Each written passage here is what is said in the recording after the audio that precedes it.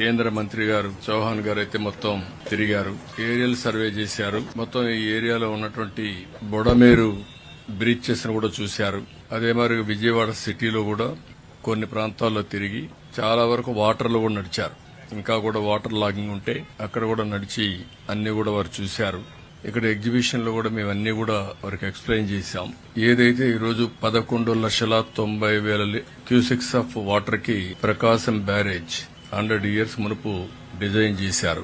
అయితే ఈ రోజు 11,43,000 క్యూసెక్స్ ఆఫ్ వాటర్ వచ్చింది. ఆ తర్వాతనే అనేక ప్రాజెక్టులు కట్టారు. ఆయన నాగార్ సాగర్ గాని, Pulichintala, Srisailam, జోరాల, Almatti, so many projects వచ్చాయి.